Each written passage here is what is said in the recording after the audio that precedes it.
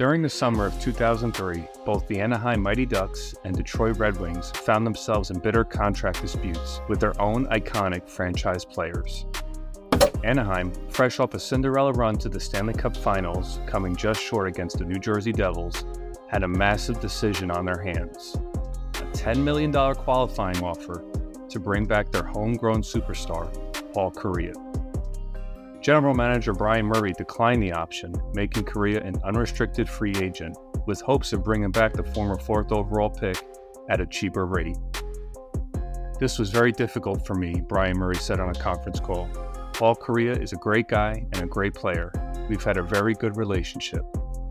Financially, some things have to make sense in our business. I know our company, I know our budget, I know the amount of money it costs to operate this hockey team. We have to get our players' contracts in order." Reports vary on what Brian Murray and Paul Kariya had verbally agreed to prior to the Ducks declining his qualifying offer, if anything. Whatever happened or didn't happen, it's clear Kariya either felt insulted that the Ducks wouldn't qualify him at $10 million, or he was just frustrated with the entire process.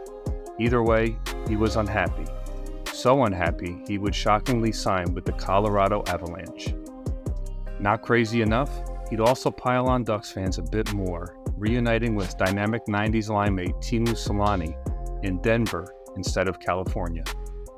And while we're torturing the Ducks, he also took the largest pay cut in NHL history, signing for $1.2 million. Whatever Brian Murray cooked up for his captain contract-wise, it surely had to be significantly more than the $8.8 million salary reduction. Ancient history now. Teemu Selanne made his eventual return to Anaheim and hoisted a Stanley Cup. And Paul Kariya has his jersey in the rafters, all is well. But at the time, absolutely gut-wrenching turn of events on July 3rd, 2003, that would have surely killed this kid. With that heartbreak, betrayed Brian Murray had a devastated fan base and a few extra $1 million to spend. In other news, Paul Kariya's center for their cup run, all-time passer of the puck Adam Oates, would also not be returning. Time for Murray to roll up his sleeves and get to shopping. About 2,200 miles northeast, kinda similar situation was happening in Michigan. Another homegrown talent, who was also a 1990s icon and a beloved figure to his franchise, was having his own contract issues with the Detroit Red Wings, Sergei Fedorov, who, funny enough, had just come off a first-round upset loss to Paul Kariya and the Ducks. Well, more like Jaguar and the Ducks, but you get the picture. And with some hurt feelings from his RFA holdout a few years earlier, resulting in a huge offer sheet from Carolina, tensions were high heading into July 1st. Also like Kariya, some mixed reports surfaced about the negotiations. How much did GM Ken Holland actually offer? Did he pull a previous, larger offer? Sergei Fedorov already had his mind set on leaving the shadow of Steve Yzerman. The theories ran rampant, but regardless of the how and the why, one thing was certain: Sergei Fedorov was headed to the West Coast.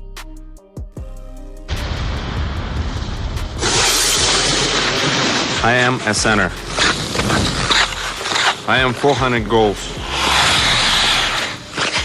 I am a power play goal waiting to happen. I am a goalie's worst nightmare. I am Sergei Fedorov, and I am a Mighty Duck.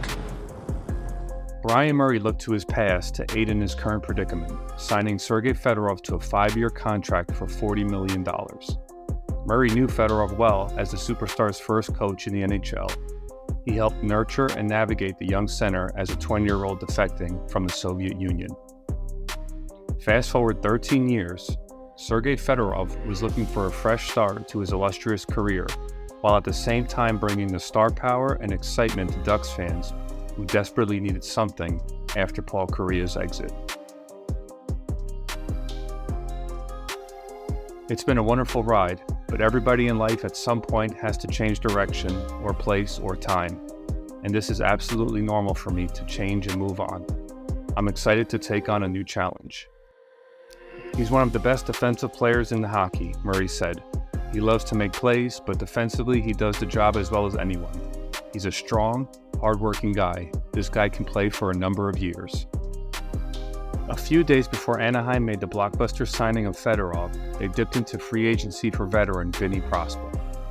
The left winger had just come off a career season, scoring a career-high 79 points, leading the Lightning in points over emerging stars Vincent Lecavalier, Brad Richards, and Martin St. Louis.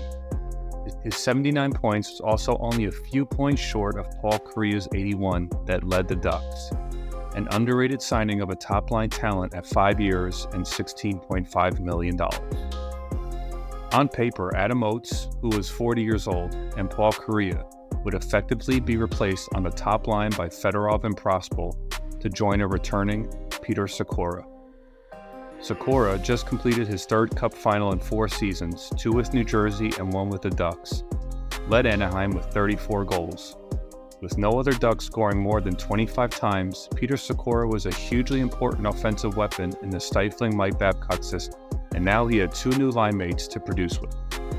On paper, one could argue the 2/3 top-line swap could be considered an upgrade for Anaheim, especially considering Sergei Fedorov's elite two-way play, meshing with Mike Babcock's defensive approach to the game, and coming off a tremendous 36-goal, 83-point season. But, as many examples in the past have shown us in the NHL, on paper and on the ice are 2 very different things, and these Ducks never took off. To start the 2003-2004 season, the Mighty Ducks of Anaheim stumbled out of the gate, going winless in 5, with the new top line scoring only 1 goal in that span. Never truly being able to work their way out of the disastrous start, by the new year the Ducks went from underwhelming to underwater, sinking to a record of 13, 20, and 4. The team just struggled to score, and even more surprising, weren't keeping many pucks out of the net either. In the first 37 games, Sergei Fedorov scored 26 points, Petr Sykora 22, and Prospal just 19. And with an 8-game winless streak to start the new year, coming off their most successful season in franchise history, the Ducks' nightmare offseason officially evolved into a lost regular season. The Ducks finished the year 28 out of 30 teams in scoring, and while they only finished 22nd the previous year, defensively they collapsed, going from 6th in goals against to 19th. Petr Sykora had a solid year, finishing with 52 points, but really struggled to put the puck in the net, falling from 34 goals to just 23, in large part to some poor puck luck, shooting a career-low 8.3%. Petr Prospal came in low of expectations after his UFA signing, scoring only 54 points. Although a far cry from his career year in Tampa, it really was more in line with his career scoring average, outside of a few seasons on some very strong offensive squads. It may have been unrealistic to believe at 28 years old, Petr Prospal's 79-point year, surrounded by elite offensive talent, was the floor of a scoring prime he was about to enter. Speaking of unrealistic expectations, it's time to talk about Sergei Fedorov. To his credit, he ended the year very strong, scoring 39 points in 41 second-half games, leading the Ducks with 34 goals and 65 points, as well as leading all Duck forwards in time on ice with 21 minutes and 5 seconds. He would unfortunately finish a -5, and while plus-minus isn't a popular stat anymore, it is notable here considering it's the first time in his career to finish in the red. Now, I hate to be a hot take guy, but even with Sergei Fedorov's impressive Hall of Fame resume, and at this point it was very impressive, 3 Stanley Cups, a Hart Trophy, a 2-time Selke Award winner, some true hockey greatness he brought to Anaheim. But as far as offensive production, not to offend any Red Wing fan or Sergei Fedorov truther, but at this point Sergei Fedorov was a long way removed from being a dominant offensive force. In fact, since the 1997-98 campaign, Sergei Fedorov had kind of settled in as a 60 to 70 point player. And outside of his contract year scoring 83 points, his production in his first season with the Mighty Ducks was pretty much in line from where he had been since he was 27 years old. I don't know if he's happy with the move or not. It's probably too early to tell. I can tell you one thing, I'm sure he misses the talent on the Detroit Red Wings as teammate. Fedorov was now 34 years old, and regardless of that great hockey resume, expectations and hope may have been running a bit too high in the aftermath of Paul Kariya leaving the franchise. I'd say Fedorov did a pretty decent job considering the defensive system and lack of offensive support. There's no way to really sugarcoat it. The Mighty Ducks had a disappointing season, missing the playoffs by 15 points.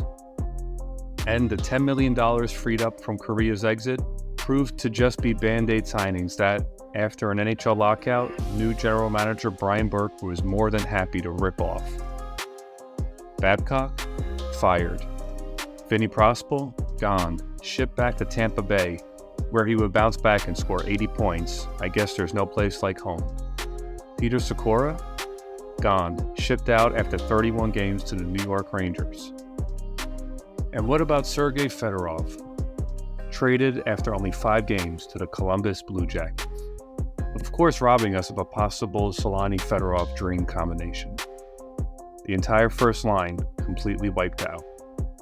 On the bright side, at least Paul Kariya didn't fare much better in Denver. We can cover that one in a later video. Thanks so much for watching. Please like and subscribe.